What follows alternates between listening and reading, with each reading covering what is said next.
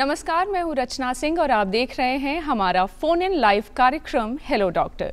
दर्शकों, इस कार्यक्रम के माध्यम से लगातार हमारी ये कोशिश होती है कि हम आपकी सीधी बातचीत आपके विशेषज्ञ से करा दें और इसी क्रम में आज हम कार्यक्रम लेकर फिर से हाजिर हैं और आप अपने सवालों के सारे जवाब अपने विशेषज्ञ से जान सकते हैं। तो उसके लिए आप हमारा टोल फ्री नंबर नोट कर लीजिए। हमारा नंबर है 1800-3456-171। नंबर मैं एक बार फिर से दोहरा देती हूं, हमारा टोल फ्री नंबर है 1800-3456-171। ये टोल फ्री नंबर आपके टेलीविजन स्क्रीन पर आपको नज़र आ रहा होगा, तो आप ज़रूर हमें फ़ोन कीजिए और साथ ही इस बात का ख्याल रखिएगा कि जब भी आप हमें फ़ोन करें तो अपने टेलीविज़न का वॉल्यूम जो है वो ज़रा कम रखिएगा ताकि आपकी आवाज़, क्लियर आवाज़ हम तक आ सके। साथ ही कार्यक्रम में दूसरा पड़ाव भी है, पड़ाव है सवाल आपके जवाब एक्सपर्ट के। ये हमारा स्पेशल सेगमेंट है जिसमें हम कुछ वीडियो क्वेश्चंस लेते हैं जिसके जवाब हमारे विशेषज्ञ देते हैं। तो अब बात करते हैं उसकी जिस पर आज बात होनी है। जी हाँ, आज के हमारे विषय के बारे में आज हम बात करने वाले हैं। विषय बहुत खास है, इस वजह से खास है क्योंकि जब भी आपको कोई समस्या होती है, कोई रोग हो जाता है और आप डॉक्टर के पास जाते हैं तो डॉक्टर आपको दो चीज़ें सजेस्ट करता है। पहला, अगर समस्या छोटी है, अक्यूट लेवल पे है, तो वो कहते हैं कि दवाई खा लीजिए, और अगर लगता है कि समस्या बड़ी है, क्रॉनिक है और इसमें सर्जरी की ज़रूरत पड़ेगी तो सर्जरी भी आपको सजेस्ट करते हैं। लेकिन इन दोनों के बीच में एक और गुंजाइश भी बनती है जिसकी चर्चा थोड़ी कम होती है। आज हम उसी की बात करने वाले हैं। आप बिल्कुल सही तरफ सोच रहे हैं, हम बात कर रहे हैं फिजियोथेरेपी की। ये एक ऐसी थेरेपी है जिसके माध्यम से दर्द प्रबंधन जो है वो सबसे सही तरीके से किया जा सकता है। फिजियोथेरेपी क्या है, कैसे की जाती है, इसमें उपचार के कौन कौन से तरीके हैं और कैसे ये लॉन्ग रन में बहुत ही कामयाब एक प्रैक्टिस की तरह किया जा रहा है जिससे मरीजों को बहुत रिलीफ मिल रहा है और वो बहुत रिलैक्स महसूस कर रहे हैं। तो फिजियोथेरेपी पर ही आज हम बात करेंगे कि कैसे शारीरिक स्वास्थ्य के सुधार में फिजियोथेरेपी जो है वो काम कर रही है। और इस विषय पर तमाम जानकारी देने के लिए आज हमारे साथ हमारे स्टूडियोज़ में मौजूद हैं डॉक्टर रवि प्रकाश जी, जो बिहार के जाने माने फिजियोथेरेपिस्ट हैं। सर, बहुत स्वागत है आपका हमारे कार्यक्रम में। Thank you sir. सबसे पहले हम आपसे ये समझना चाहते हैं कि फिजियोथेरेपी की जब बात होती है तो कैसे शारीरिक स्वास्थ्य में फिजियोथेरेपी जो है वो कामयाब थेरेपी की तरह काम करती है और ये कैसे प्रोसेस करती है? आज के भाग दौड़ के जिंदगी में लोगों को बैक पेन हो रही है, सर्वाइकल पेन हो रही है, घुटना में दर्द हो रही है, शोल्डर में पेन है, किसी को शोल्डर नहीं उठती है, या स्पोर्ट्स से में प्रॉब्लम है, या किसी को एड़ी में ज़्यादा दर्द है। तो ये सब में फिजियोथेरेपी का बहुत ही अच्छा रोल है। और इसमें अगर अच्छे एक्सपर्ट फिजियोथेरेपिस्ट हैं तो उसके पास जाइएगा तो ये सारे प्रॉब्लम को वो एक्सरसाइज से और इलेक्ट्रोथेरेपी से, ये दोनों से को मिला करके आपके सारे प्रॉब्लम को दूर करते हैं, जिसमें आपको दवा खाने की भी कोई ज़रूरत नहीं है। और अगर ये सब जो अच्छे फिजियोथेरेपिस्ट हैं, अगर वो अच्छे एक्सरसाइज करते हैं तो आप 100% ठीक हो जाते हैं। जी सर, हम ये भी समझना चाहते हैं कि किस तरीके की बीमारियों में या समस्याओं में फिजियोथेरेपी की आमतौर पर ज़रूरत पड़ती है, क्योंकि हर जगह तो ज़रूरत पड़ती नहीं है, लेकिन क्या ऐसी समस्याएं हैं जिसमें इसकी ज़रूरत पड़ती है और अगर हम इसे कराते हैं तो हमें इसके बेहतर फ़ायदे नज़र आते हैं? देखिए, आज मैंने भी जब बताया कि भाग दौड़ की ज़िंदगी में आज लोग सबसे ज़्यादा जो प्रॉब्लम है वो स्पाइन पे प्रॉब्लम होती है। अगर स्पाइन से जो रिलेटेड प्रॉब्लम है, या तो सर्वाइकल पेन हो सकती है, या लंबर पेन हो सकती है, या उसके साथ साथ शोल्डर में भी प्रॉब्लम हो सकती है। तो ये सब आज के दिन में भाग दौड़ की ज़िंदगी में बहुत कॉमन है। जैसे ऑफिस में लोग बहुत ज़्यादा देर तक लोग बैठे रहते हैं जैसे तैसे, उसके बाद बैठ करके काम करते हैं, सर झुका करके काम करते हैं। जो टीचर हैं ज़्यादा पढ़ाने में जो काम करते हैं, तो एक सर्टेन मोमेंट में रहने से आपका स्पाइन में कुछ प्रॉब्लम आ जाती है, जिसके कारण आपको सर्वाइकल पेन भी हो सकती है और लंबर पेन भी हो सकती है। तो ये सब में फिजियोथेरेपी का बहुत ज़्यादा ही इंपॉर्टेंस रोल है। अच्छा जी। सर, जैसा कि अभी हम आपसे समझ रहे हैं, जब बात हमने कहा कि फिजियोथेरेपी की, तो क्या सिर्फ दर्द प्रबंधन ही इससे हो सकता है? क्या हम इससे सिर्फ जो हमें पेन हो रहा है उसका मैनेजमेंट ही कर पाएंगे, या फिर इसके और भी अन्य कोई फ़ायदे हैं जो लंबे समय तक कामयाब रहते हैं? देखिए, आपने बहुत अच्छा क्वेश्चन किया। अभी के भाग दौड़ की ज़िंदगी में फिजियोथेरेपी का बहुत ज़्यादा ही रोल है और इसका रोल सब जगह है। चाहे पेन मैनेजमेंट में हो, चाहे आपका पोस्चर मेंटेन करने में हो, चाहे आपको शरीर जो बनाने में है, जैसे आप बहुत लोग मोटा होते हैं तो उसको पतला होने में है, जो पतला है उनको मोटा होने में है, उसके बाद जो टेढ़ा हो रहे हैं उसको भी सीधा करने में है। तो ये सब में फिजियोथेरेपी का बहुत ही इंपॉर्टेंट रोल है। सर एक और चीज़ समझना चाहते हैं, कभी कभी डॉक्टर के पास जब जाते हैं किसी भी स्पाइन रिलेटेड इशू को लेकर के या बैक के को या सर्वाइकल को भी लेकर के, तो बहुत साधारण तरीके से कह दिया जाता है कि सर्जरी करा लीजिए। तो सर्जरी से क्या बचाव का ये एक दूसरा तरीका हो सकता है, पहली बात, या फिर सर्जरी की नौबत ही नहीं आएगी अगर हम फिजियोथेरेपी ही करा ले बेहतर तरीके से? तो एक बात मैं बताना चाहता हूँ, prevention is better than cure. अगर आप अच्छा से करते हैं तो क्योर बहुत अच्छा से होएगा। और मेरे क्लिनिक नहीं, बहुत सारे फिजियोथेरेपिस्ट के जो क्लिनिक में बहुत सारे जो पेशेंट आते हैं जिनको डॉक्टर लोगों ने बताता है कि आपको ऑपरेशन करना पड़ेगा तो ही आप ठीक हो पाइएगा, लेकिन एक अच्छे फिजियोथेरेपिस्ट उनको बहुत हद तक उसको 95% लोग ठीक कर देते हैं, और 5% केस में ही क्या कहते हैं उसको सर्जरी की नौबत आती है। वो भी तब नौबत आती है जब आप फिजियोथेरेपिस्ट की बात नहीं मानते हैं। चूँकि आपको फिजियोथेरेपिस्ट जितना बताएंगे कि आपको इतना दिन फिजियोथेरेपी करना है, अगर उतना दिन आप फिजियोथेरेपी नहीं करते हैं तो आपको सर्जरी की नौबत आ जाती है। और अगर उतना दिन करते हैं तो आपको सर्जरी का कोई भी समय नहीं आएगा, क्योंकि इसके लिए कि आप एक सर्टन समय लगता है एक्सरसाइज में और उसको मेंटेन करने में। क्योंकि इसके लिए जैसे कि मैं आपको बताता हूँ, जैसे ऑस्टियोआर्थराइटिस नी जॉइंट, इससे ऑस्टियोआर्थराइटिस नी जॉइंट में क्या होता है कि जो हमारा जो जॉइंट है घुटना का, वो आपस में जो मसल्स है वो मसल्स वीक होने के कारण आपस में सटने लगता है, जिसके कारण क्या कहते हैं लोग कुछ दिन एक्सरसाइज करते हैं फिर छोड़ देते हैं। लेकिन ऐसा नहीं, जैसा आप जो फिजियोथेरेपिस्ट जो बताएंगे अगर वैसा एक्सरसाइज करते हैं तो आप बहुत हद तक 90% तक आपका क्या कहते हैं सर्जरी को ठीक किया जा सकता है और सर्जरी की ज़रूरत नहीं पड़ सकती है। जी, हम यहाँ अपने दर्शकों से लगातार ये उनको बता रहे हैं कि आप हमारा टोल फ्री नंबर जो है वो ज़रूर नोट कर लीजिए। अगर आपने नहीं नोट किया है तो नंबर है 180034566171 और इस पर आप हमें कॉल कर सकते हैं। हम बात कर रहे हैं डॉक्टर रवि प्रकाश जी से, फिजियोथेरेपिस्ट हैं वो, और फिजियोथेरेपी के क्या फ़ायदे हैं इसी पर हम चर्चा कर रहे हैं। सर, चर्चा को आगे बढ़ाते हैं और इस बात को समझना चाहते हैं कि कौन कौन सी तकनीकें जो हैं वो यूज़ की जाती हैं वाइल डूइंग फिजियोथेरेपी। देखिए, फिजियोथेरेपी मेनली दो ढंग से होती है। नंबर 1, एक तो एक्सरसाइज थेरेपी और दूसरा होती है इलेक्ट्रोथेरेपी। तो एक्सरसाइज थेरेपी में हम लोग जैसे एक्टिव एक्सरसाइज करवाते हैं, फिर उसका पैसिव देते हैं, पैसिव रेजिस्टिव देते हैं, फिर उसके बाद जितना अगर उतना रेंज ऑफ मोशंस आ गया उसको बढ़ाने के लिए रेजिस्टेंस देते हैं। ये तो एक्सरसाइज थेरेपी आ गया। दूसरा इलेक्ट्रोथेरेपी में जैसे शॉर्ट वेव डायथर्मी आती है, अल्ट्रासोनिक एक मशीन आती है जिसमें ऑइंटमेंट लगाए करते हैं, एक टेंस आती है, एक करेंट टाइप की आती है, वो टेंस को बोलते हैं ट्रांसक्यूटेनियस नर्व स्टिमुलेटर मशीन। जो नर्व दब जाती है तो उसके लिए टेंस उसमें लगाते हैं। फिर IFT मशीन आती है, फिर उसके बाद लेजर आती है। अब तो बहुत एडवांस थेरेपी भी आ गई है, जैसे शॉक वेव डायथर्मी आ गई है, लेजर आ गई है, वैक्यूम थेरेपी आ गई है। तो ये सब जैसे वैक्यूम थेरेपी आ गई है, तो वैक्यूम थेरेपी में क्या होती है कि जो बोन देवी रहती है तो उससे वैक्यूम से करके उसको उठा करके मशीन से उठा लेते हैं, तो जो आपका जो एक जो स्पेस में जो गैप मेंटेन हो गया वो मेंटेन हो जाती है। और उसके बाद एक सर्टन एक्सरसाइज, जैसे अगर लो बैक पेन में है तो उसके लिए पोस्टीरियर स्पाइनल एक्सरसाइज बताते हैं सर्टन मसल्स के लिए, मतलब कौन सा मसल्स, लोअर मसल्स है, अपर मसल्स है, मिड मसल्स है, तो उस मसल्स को मेंटेन करने के लिए एक सर्टन एक्सरसाइज बताते हैं, जिसके वो मेंटेन हो जाता है। तो उसमें ना सर्जरी की नीयत आती है और ना जो प्रॉब्लम जो पहले जैसा रहता है वो मतलब कि वो पहले जैसा आ जाती है। इससे क्या कहते हैं लो बैक भी ठीक हो जाती है और वो भी ठीक हो जाती है। एक और बड़ी समस्या है सर हड्डियों से संबंधित ऑस्टियोपोरोसिस। उसमें आमतौर पर जो हड्डी रोग विशेषज्ञ है वो कहते हैं कि आप सर्जरी ले लीजिए। तो हम ये जानना चाहते हैं कि ये जो पूरी उपचार की जो अभी आपने हमें प्रक्रिया समझाई, उससे हड्डियों और मांसपेशियों पर कितना असर पड़ता है और कितना लंबा ये चलता है? सर, आपको यहाँ रोकना चाहेंगे। पंजाब से प्रमोद जी टेलीफोन लाइन पर हैं हमारे साथ। हेलो जी प्रमोद जी, स्वागत है आपका हमारे कार्यक्रम में। सवाल पूछे।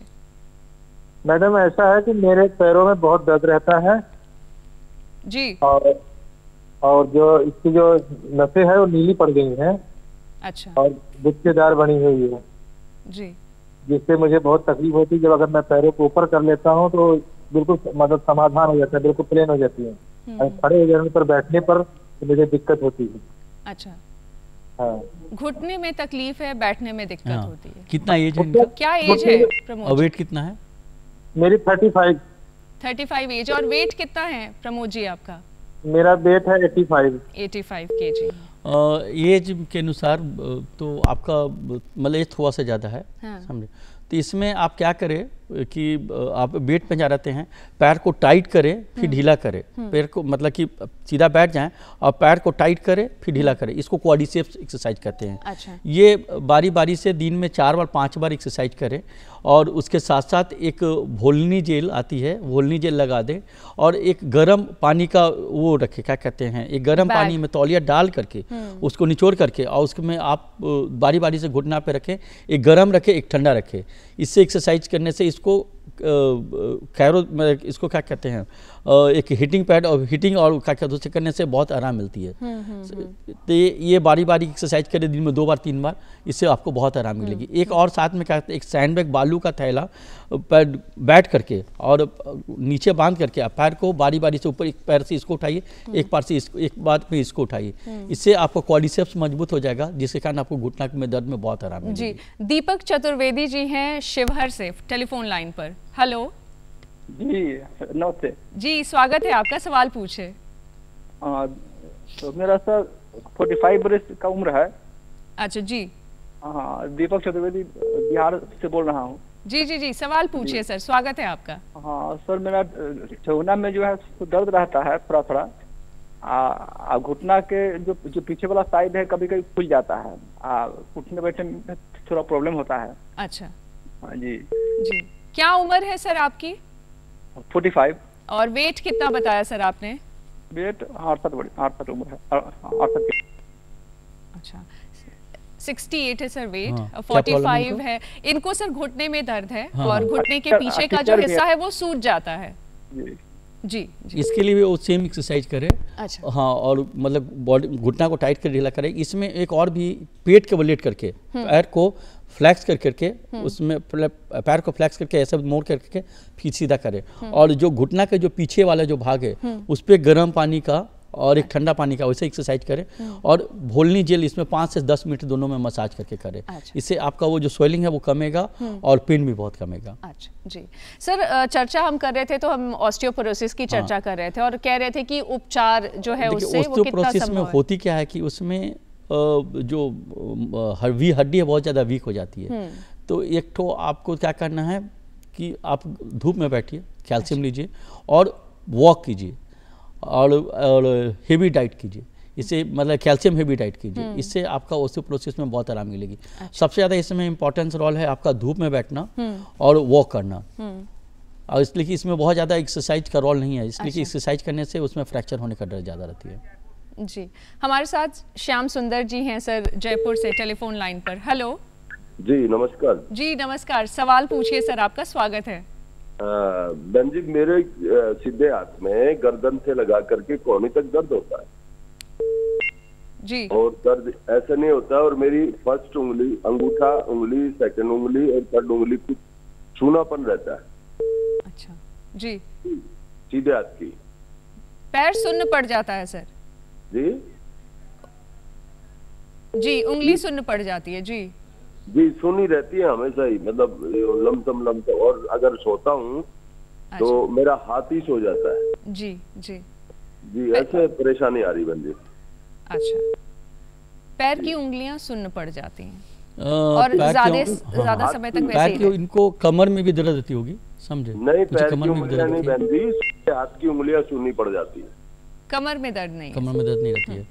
तो पैर की जो उंगली में आती है वो ऊपर से नर्व से आती है, समझे? तो ये नर्व में प्रॉब्लम आने से इनको उसमें झिनझिनी आती है या पैर में लोअर लिम्ब में पहले दूसरे और तीसरे उंगली में दर्द जाता। तो इसमें वो पेट के बल लेट करके और दोनों हाथ थाई के नीचे रख करके बारी बारी से एक बार एक थाई को उठाए और दूसरे बार में दूसरे थाई से उठाए, ये एक्सरसाइज करें। फिर कब दोनों हाथ अपने कमर पे रख करके और एक 9 टाइप बन करके ऐसे एक्सरसाइज करें तो सर इसमें आपको आराम मिलेगी। और एक कैल्शियम आप इसमें कैल्शियम का जो भी कमी है वो कैल्शियम का टैबलेट या खाने में भी जो कैल्शियम से मात्रा वो ले तो ज़्यादा आराम मिलेगी। जी जी।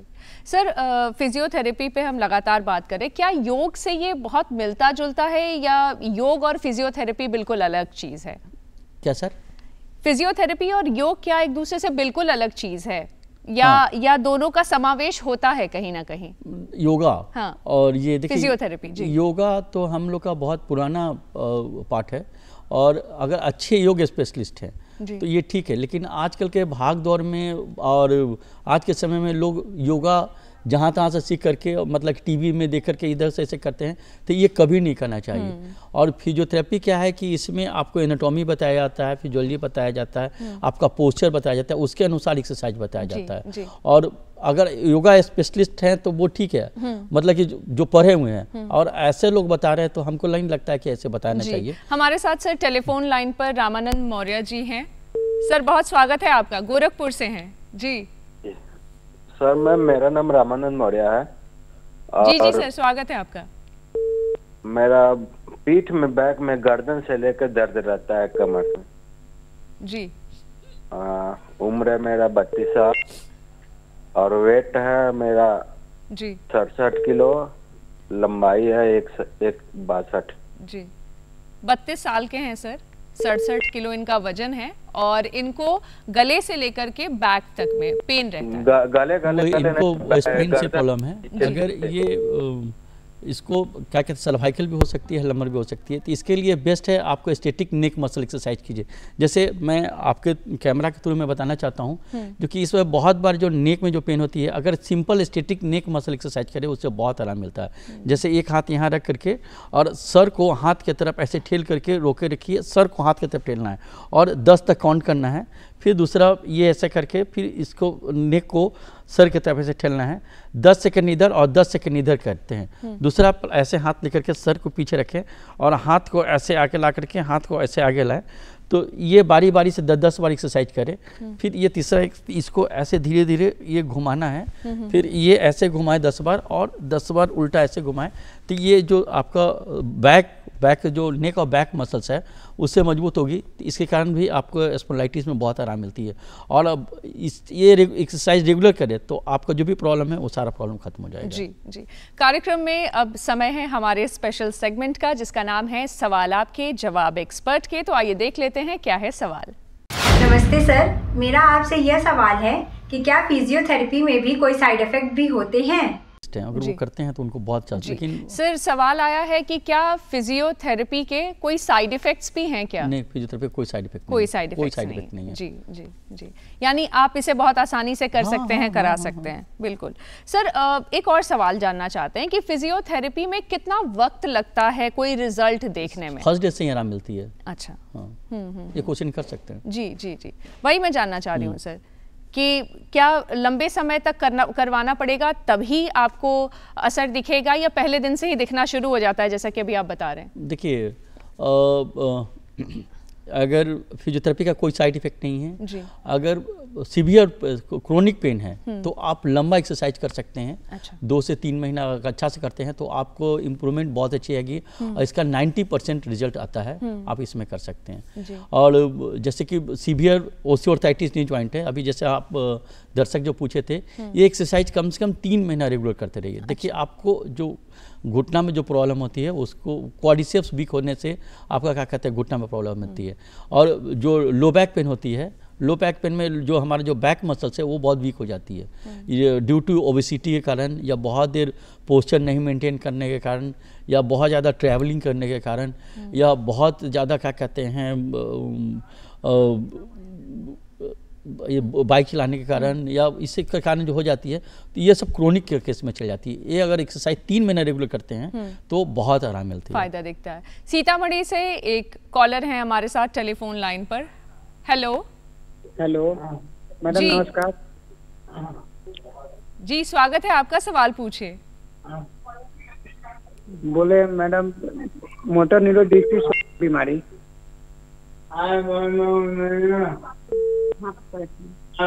हाथ पर नहीं सही है, रीढ़ की हड्डी भी थोड़ा बहुत दर्द करता है।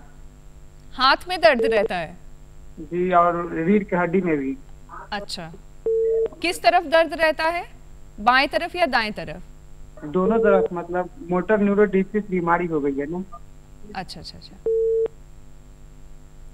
सर हाथ में दर्द रहता है बाएं तरफ और दाएं तरफ दोनों तरफ, और रीढ़ की हड्डी में भी दर्द रहता है। ये सर्वाइकल का साइन है। अच्छा। हाँ, ये सर्वाइकल का जो मैंने एक्सरसाइज बताया उसको कीजिए, इससे आपको बहुत ज़्यादा आराम मिलेगा। अभी जो मैंने अभी कुछ देर पहले जो सर्वाइकल का एक्सरसाइज बताया है, अगर वो करते हैं तो इससे बहुत आराम मिलती है।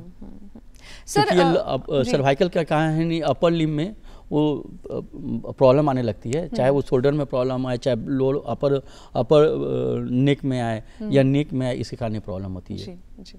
सर फिजियोथेरेपी में जैसा कि अभी आपने कहा कि अगर हम लंबा समय देते हैं, लंबा वक्त देते हैं तो सुधार होता है, लेकिन हम ये जानना चाहते हैं कि सुधार कितना प्रतिशत होता है? क्या समस्या का पूरा उपचार हम कर सकते हैं फिजियोथेरेपी के माध्यम से? 100% इम्प्रूवमेंट। अगर एक बार जिसको प्रॉब्लम हो जाती है कोई चीज़, चाहे वो लीवर में हो, चाहे स्पाइन में हो, चाहे कुछ में, 100% कभी इम्प्रूवमेंट नहीं आती है।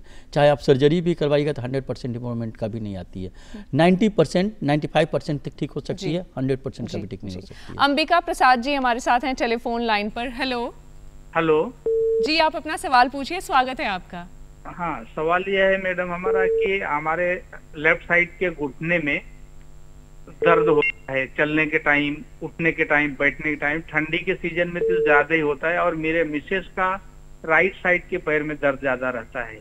अच्छा जी, लेफ्ट साइड घुटने में दर्द रहता है सर, और खास करके सर्दियों के मौसम में दर्द बढ़ जाता है। हाँ, सर्दियों के मौसम में बढ़ जाता है और बाकी सीजन में भी रहता है। आजकल के भागदौड़ की जिंदगी में कम से कम ज्यादातर इसी में रहना पसंद करते हैं, और काम भी इतना ज्यादा ऑटोमेटिक हो गया कि कोई मैनुअल एक्सरसाइज नहीं कर पाते, फिजिकल कोई एक्सरसाइज नहीं काम करते हैं, तो इसके कारण भी प्रॉब्लम होती है। इसके लिए आप एक्टिव एक्सरसाइज करते रहिए, समझे। जो भी आपका एक्टिव, जैसे जो फुल रेंज ऑफ मोशन जो आती है, अच्छा। पूरा फुल रेंज ऑफ मोशन में एक्टिव एक्सरसाइज कीजिए, पूरा जितना जो आपका जॉइंट है उसका मूवमेंट करते रहिए, तो ये सब दिक्कत नहीं हो पाएगी। और अगर बहुत ज़्यादा प्रॉब्लम है तो आप हीटिंग पैड से भी एक्सरसाइज कर सकते हैं। अगर हीटिंग पैड नहीं होती है तो आप एक गर्म पानी या ठंडा पानी से, मैंने जो बताई थी, इसमें ठंडा पानी, इसमें गर्म पानी का ही बहुत ज़्यादा रोल है, वो करें और एक्टिव एक्सरसाइज करें, उससे बहुत आराम मिलेगी। जी, हमारे साथ भोजपुर से एक कॉल आ रहा है। हेलो जी सर। जी सर, स्वागत है आपका कार्यक्रम में, सवाल पूछे। सर हमारा एड़ी जो है दाहिना पाँव का हमारा एड़ी जो है वो दर्द करता है आगे से। दाहिने पाँव में दर्द रहता है? आगे एड़ी के आगे दर्द करता है, पैर ऊपर से दर्द ऊपर से आती है नीचे, दर्द ऊपर से नीचे की तरफ आता है। जब सीढ़ी पर चढ़ते हैं ना, सीढ़ी पर दर्द करता है। अच्छा जी, आप अपना सवाल लेकर। अच्छा, सीढ़ियों पे चढ़ने से दर्द होती है सर। वेट कितना है? वेट कितना है सर आपका? 60 है हमारे। 60 kg है सर। आप 75 सर। देखिए, सबसे पहले जो पैर घुटना में दर्द थी, कहाँ बताया था? घुटने में। तो वो क्वाड्रिसेप्स, मतलब कि जो ऑस्टियोआर्थराइटिस नी जॉइंट है, उसके कारण भी होती है। तो मैंने जो घुटना का अभी कुछ देर पहले मैंने एक्सरसाइज जो बताया था, वो घुटना का कसरत करें। जैसे लेट करके एक पैर को उठाएं, दूसरा पैर को फिर उसके बाद उठाएं, फिर एक सैंडबैग बांध करके बारी बारी से एक पैर को उठाएं, ऊपर से नीचे करें, और एक गर्म पानी से एक तौलिया में डाल करके वो करें, और एक भोलनी जेल या कोई भी पेन किलर ऑइंटमेंट उसमें लगाएं, उसमें बहुत ज़्यादा आराम मिलेगी। लेकिन ये आपको 3 महीना रेगुलर एक्सरसाइज कीजिएगा तभी आराम मिलेगा। ये ना कि 2 दिन 10 दिन करेंगे या 1 सप्ताह करें फिर उससे ऐसा आराम नहीं मिलेगा। लंबा एक्सरसाइज कीजिए तब लंबा आप चलिएगा। जैसा कि डॉक्टर रवि प्रकाश बार बार ये कह रहे हैं कि फिजियोथेरेपी के फायदे आपको नजर आ सकते हैं तब जब आप उसे लगातार करेंगे तकरीबन 3 महीने तक, तो सुधार की ज्यादा बेहतर गुंजाइश आपको नजर आएगी। सवाल आपके जवाब एक्सपर्ट के हमारे स्पेशल सेगमेंट में आइए देखते हैं क्या है दूसरा सवाल। हेलो सर, मुझे ये जानना था कि फिजियोथेरेपी और सामान्य व्यायाम में क्या अंतर है? सर, फिजियोथेरेपी और सामान्य व्यायाम में क्या अंतर है? देखिए, सिंपल जो व्यायाम जिसे बोलते हैं उसको हम लोग की भाषा में एक्टिव एक्सरसाइज कहते हैं, ठीक है ना। और फिजियोथेरेपी वो हो गई जिसमें जैसे आपको कोई प्रॉब्लम है तो उस मसल्स को इम्प्रूव करने के लिए क्या एक्सरसाइज करना है, तो वो फिजियोथेरेपी हुई, समझे। फिजियो मतलब कि फिजिकल एक्सरसाइज, मतलब कि मैनुअल एक्सरसाइज, समझे। चाहे उसको हम एक्सरसाइज के द्वारा दूर कर सकते हैं, न तो हमारा जो फिजियोथेरेपी मैनेजमेंट है, जैसे डायथेरमी है, अल्ट्रासोनिक है, IFT है, टेंस है, ये सब मतलब जो भी हमारा फिजियोथेरेपी इक्विपमेंट्स है उसको मेंटेन करके उसको हम एक्सरसाइज करवा सकते हैं। जी सर, कुछ लोग जो स्पोर्ट्स खेलते हैं उनको हमेशा चोट लगते रहती है और दर्द की गुंजाइश उनके साथ थोड़ी ज़्यादा रहती है, दर्द उन्हें कई सारी जगहों पे होता है, क्या उसमें भी फिजियोथेरेपी बहुत हेल्पफुल है? उसमें बहुत अच्छा इंपॉर्टेंस वाला फिजियोथेरेपी, लेकिन ये डिपेंड करता है कि पेन कहाँ पे है। अच्छा। समझे, और वो क्या मतलब कि पेन कहाँ पे है तो उसके अनुसार ही उसको मैनेजमेंट हम कर सकते हैं। मतलब कि जैसा देश वैसा भेष, फिजियोथेरेपी में जो पेशेंट आते हैं और जैसा उसमें वो लगता है उसी ढंग से वो लोग ट्रीटमेंट करते हैं। तो इसमें अगर बहुत ज़्यादा क्रोनिक पेन है तो अपने से ना करे, आपके बगल में कोई फिजियोथेरेपिस्ट हैं उनसे मिल लीजिए, और अगर वो करते हैं तो वो घर में भी कर सकते हैं। समझे, ऐसा नहीं। लेकिन अगर फिजियोथेरेपिस्ट उन्हें सिखा देते हैं कि उन्हें कौन कौन सा करना है, दिखा लेते हैं तो ज़्यादा अच्छा रहता है। जी जी। तो हमारे स्पेशल सेगमेंट सवाल आपके जवाब एक्सपर्ट के में आइए देख लेते हैं क्या है आखिरी सवाल। हेलो डॉक्टर, मेरे घुटनों में बहुत दर्द रहती है, इससे बचने की क्या उपाय है और ऐसा क्या करें जो मेरे घुटनों में दर्द ना हो? घुटने में दर्द की समस्या? घुटना में दर्द तो देखिए सबसे ज़्यादा प्रॉब्लम होती है उनको इस चूँकि जो टीनर एज है वो ज़्यादा हील पहनते हैं। हाँ। उसके कारण भी घुटना में पेन होती है। उसके बाद एक घुटना में जो पेन होती है एक एज के अनुसार जो पेन होती है, एक दूसरा घुटना में पेन होती है कोई, जैसे कि आपके पास कैल्शियम जो डिफिशिएंसी है उसके कारण पेन होती है। अच्छा, तो ये किस ढंग से घुटना में पेन है इनको बताना पड़ेगा। या तो अगर ये टीनेजर हैं तो वो ज़्यादा हील पहनती हैं। हाँ। या जूते चप्पल सही से नहीं पहनती है तो उसके कारण भी पेन हो सकती है। दूसरा अगर एज अगर उनको ज़्यादा है तो उसके बाद उसके कारण भी हो सकती है। और तीसरा कि वो कैल्शियम कितना मात्रा में लेती हैं उसके कारण डेफिशिएंसी की वजह से। सर एक और आखिरी सवाल है मेरा कि फिजियोथेरेपी और कायरोप्रैक्टिस कैसे अलग हैं एक दूसरे से? देखिए सबसे पहले मैं बताना चाहता हूँ कायरोथेरेपी जो थेरेपी है it is the not part of physiotherapy. ये इसमें फिजियोथेरेपी के सिलेबस में दूर दूर तक कायरोथेरेपी का इसमें कोई भी इसमें रोल नहीं है, और chiropractice is the not part of the physiotherapy. Sir आप हमारे कार्यक्रम में आए, हमारे दर्शकों के लिए आपने इतना वक्त निकाला, इसके लिए आपका बहुत बहुत धन्यवाद। तो दर्शकों आज हम बात कर रहे थे कि कैसे फिजियोथेरेपी के माध्यम से शारीरिक सुधार जो है वो की जा सकती है, और इस विषय पर तमाम जानकारी हमें दे रहे थे डॉक्टर रवि प्रकाश जी। तो कार्यक्रम में आज बस इतना ही। आप देखते रहिए डीडी बिहार। नमस्कार।